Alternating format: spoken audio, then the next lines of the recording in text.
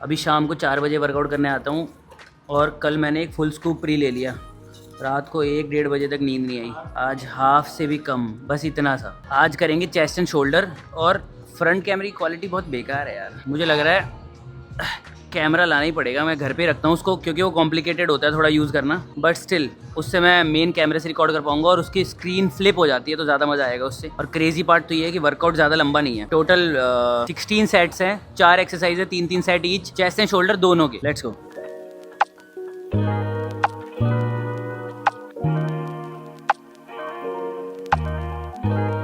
अभी जो मैंने किया वो था प्रॉपर वार्म अप और उसमें मैंने एक एक करके प्लेट्स बढ़ाई थी और 2-2 रैप किए थे just to expose my CNS, central nervous system को एक्सपोज किया हैवी वेट से। बॉडी को पता रहे, बेसिकली माइंड को पता रहे कि हैवी वेट आने वाला है, तो उसके लिए मैं रेडी था। तो अभी हम करेंगे 50 kg ईच साइड से वर्किंग साइड। 6 से 8 का टारगेट है, लेट्स सी कितने रैप आते हैं। और एक और चीज़, अब दोबारा किसी भी एक्सरसाइज के लिए वार्म अप करने की जरूरत नहीं है, जैसे शोल्डर के लिए भी जरूरत नहीं है, because obviously incline bench press machine में फ्रंट डेल्ट तो यूज़ हो ही जाते हैं। तो अब शोल्डर करूँगा तो भी एक्स्ट्रा वार्म अप सेट करने की जरूरत नहीं है। वार्म अप खत्म हो चुका है और मेरे हिसाब से ये एकदम सही तरीका है वार्म अप करने का, बिकॉज आप धीरे धीरे करके वेट बढ़ाते हो, 2-2 रैप करते हो तो आपको पता रहता है कि हाँ कोई दिक्कत नहीं हो रही है, now I can increase the weight. But आप एकदम से ज़्यादा वेट से वार्म अप करते हो या फिर वार्म अप नहीं करते हो तो ज़्यादा दिक्कत है। चले जाओ 50 kg वर्किंग साइड, 6 से 8 रैप मारने। लेट्स सी 6+ तो आ जाएं।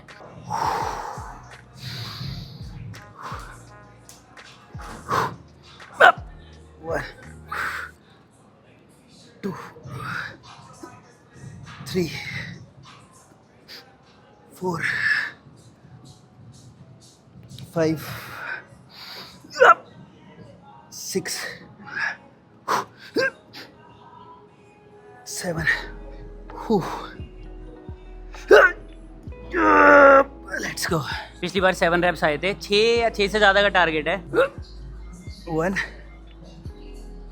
2 3 4 5 6। फक, बहुत बढ़िया, नाइस भैया, नाइस भैया। ईयरफोन लगा के मज़े में है, बढ़िया बढ़िया। 6 रैप आए। अब may be third set back of set करना पड़े। ड्रॉप सेट्स में और बैक ऑफ सेट में बहुत फ़र्क होता है, अभी बताता हूँ आपको। ड्रॉप सेट्स में बेसिकली क्या होता है कि आपसे जब वेट नहीं उठ रहा है, 5-6 रैप आए और आपको और ज़्यादा बर्निंग या पंप चाहिए तो आप ड्रॉप सेट कर लो, जो कि बिल्कुल वेस्टेज होते हैं। आपको ड्रॉप सेट्स नहीं करने चाहिए टू बी ऑनेस्ट, बिकॉज उनसे मसल ग्रोथ नहीं होती है। और दूसरी साइड आते हैं back of set. Back of set एक प्रॉपर सेट होता है, जैसे अभी मेरा थर्ड सेट होने वाला है, उसमें मैं वेट को 2.5 kg से कम करूंगा, ओवरऑल 2.5 kg से। बस ट्राई करूंगा कि 6 से ज़्यादा रैप आए। अब वैसे बैक ऑफ सेट की जरूरत क्यों है मुझे, बिकॉज मैं ऑलरेडी 6 रैप पे ही रुका हूँ आके। अब 6 से ज़्यादा आ जाते तो मैं बैक ऑफ सेट नहीं करता, बट 6 से कम मुझे नहीं करना है और मुझे पता है कि तीसरे सेट में 6 रैप नहीं आएंगे। तो अब मैं बैक ऑफ सेट करूंगा वेट कम करके एक प्रॉपर सेट। ये प्लेट्स थोड़ी ऊपर नीचे हो गई, बट ये टोटल है 95 kg। वापस 6 रैप या 6 से ज़्यादा ट्राई करते हैं। मेरा प्लान था 97.5 करने का, बट वो पॉसिबल नहीं है। 1 kg की प्लेट्स होती तो भी पॉसिबल नहीं है, but let's do it. 1 2 3 4 5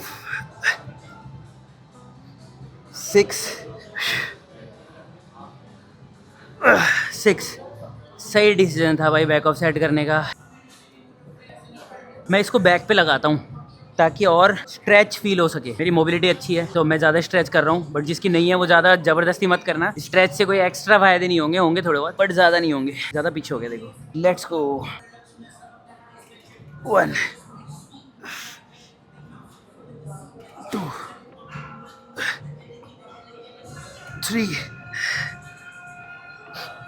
4 5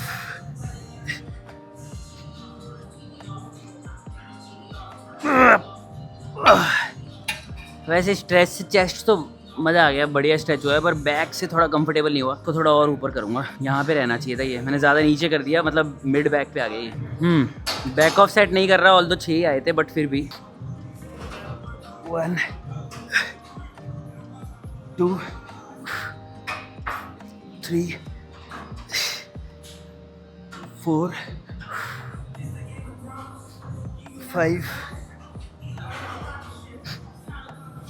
6 fuck, वापस से 6 रैप। अब तीसरा तो बैक ऑफ सेट करना ही पड़ेगा मुझे लग रहा है। लास्ट सेट है और मेरा बैक ऑफ सेट करने का मन नहीं कर रहा। मैं सोच रहा हूँ 4 से 6 भी आ जाएं तो ठीक है। 1 2 3 4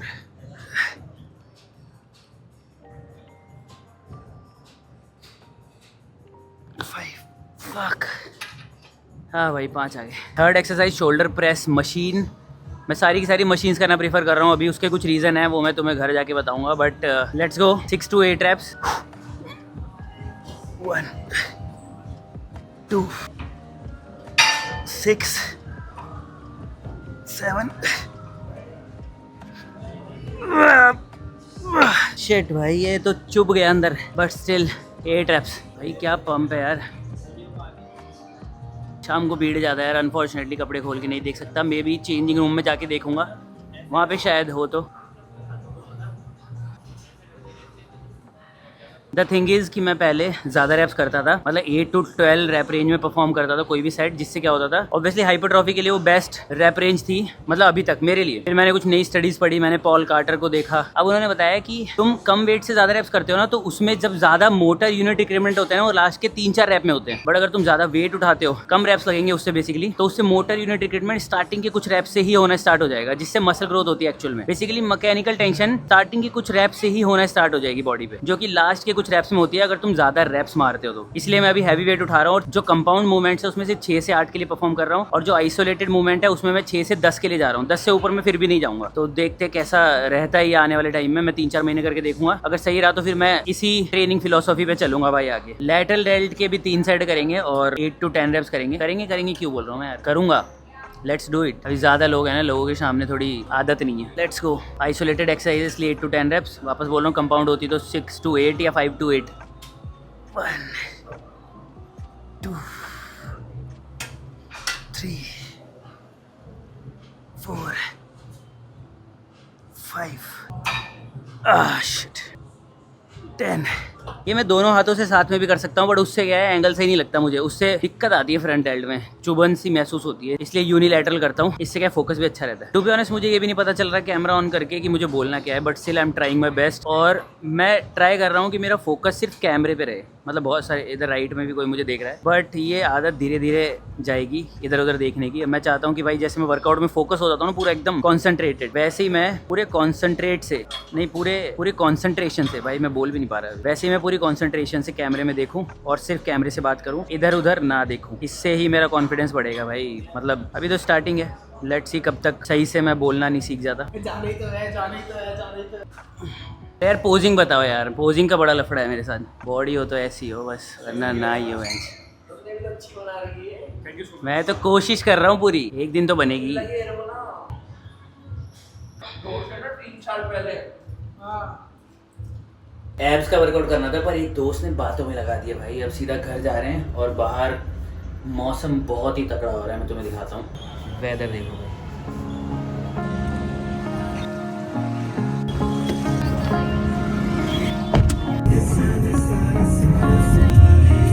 वैसे तो देखो मैं स्मूदीज़ के बिल्कुल अगेंस्ट हूँ, बट रात को मैं सो गया था और मैं भूल गया था ओवरनाइट ओट्स भिगो के रखना। तो अब थोड़ा सा लेट हो गया हूँ, इस वजह से मैं स्मूदी बना के फटाफट से फिनिश करूँगा, बिकॉज काम भी करना है थोड़ा कंटेंट क्रिएशन का। स्मूदी बनाने के लिए मैं यूज़ कर रहा हूँ बनाना, क्रिएटिन भी इसी में डाल दिया है, थोड़ा सा न्यूट्रावे का डेली गुड गट फाइबर डाला है, and 1 scoop whey protein, 40 gram oats, 100 ग्राम अमूल की दही, और बाकी इसमें मिल्क डालूंगा 200 ml। एक छोटी सी टिप देता हूँ, मान लो तुमसे कोई काम नहीं हो रहा है, तुम्हें लग रहा है ये बहुत हार्ड है। फॉर एग्जांपल मैं कैमरे का एग्जांपल दे देता हूँ। मैंने लास्ट की कुछ क्लिप्स शूट की हैं फ़ोन से, और जो कि बहुत इजी होती हैं, बहुत क्विकली वो ट्राईपॉड पे लग जाता है एंड शूट करना स्टार्ट हो जाता है, रिकॉर्डिंग बटन ऑन हो जाता है, सब कुछ। बट कैमरे से वही चीज़ थोड़ी सी हार्ड हो जाती है, और जब आप कैमरा जिम में या कहीं भी ओपन जगह पर लेकर जाते हो तो वो आपको थोड़ा अजीब तो फील कराता है। इफ़ यू आर न्यू, तो मान लो कोई चीज़ आपके लिए हार्ड है, उसको ईजी कैसे फील कर सकते हो, उस टाइम ये सोचो कि अगर ये चीज़ इतनी हार्ड है और बहुत सारे लोग इसीलिए इस चीज़ को नहीं कर रहे हैं, बट अगर मैं शुरू करूँगा तो मैं मतलब एक स्नैप करते ही मैं शायद टॉप 10% लोगों में आ जाऊँ, क्योंकि मैंने वो हार्ड चीज़ शुरू कर दी है। और शायद 3 महीने बाद मैं टॉप 1% में आ जाऊं, बिकॉज वो चीज़ इतनी हार्ड है कि लोग कर ही नहीं रहे हैं। वैसा सोच के अगर तुम करोगे तो वो चीज़ तुम्हारे लिए ईज़ी हो जाएगी, तुम दूसरे लोगों पे तरस खाओगे कि यार इतनी हार्ड चीज़ें तुम्हारे बस की बात नहीं है। मैं खुद ये चीज़ कर रहा हूँ, मुझे पता है कितनी हार्ड है, बट मेरे लिए ये चीज़ वर्क कर रही है। अब ऐसा सोच के चलो इसे। अगर तुम भी ऐसा सोचते रहोगे कि यार ये बहुत हार्ड है, मैं शुरू करूँ या नहीं करूँ, या फिर पता नहीं कब जाके मैं इसमें अच्छा कर पाऊँगा, तो तुम सिर्फ सोचते रह जाओगे। बेसिकली एक्शन पहले लो, बाद में वो चीज़ इतना फ्लुएंटली तुम करने लग जाओगे कि तुम्हें पता भी नहीं चलेगा। अब जैसे फाइनली मैंने कैमरे से शूट करना शुरू कर ही दिया है, तो फिर मैं सारा का सारा डेटा एक जगह पे रख पाऊंगा। बट फ़ोन में आई नो थोड़ा सा ईजी था, बट ईजी चीज़ें तो फिर सभी लोग कर लेंगे, उनसे आगे कैसे निकलूंगा मैं। Let's do it. Meal number 1 मैंने कंप्लीट कर लिया है और अब है मील 2 की बारी। By the way I am on a lean bulk और मैं 4 मील्स खा रहा हूँ पर डे की। मील 2 में मैं बहुत ही सिंपल मील रखूंगा, दही, पाइनएप्पल और मैंगो, उसमें कोई भी प्रोटीन वगैरह कुछ नहीं होगा। और मील 3 में हो गए हमारे ब्रेड पीनट बटर बनाना, जिम से 2.5 घंटे पहले, with 1 scoop of way protein.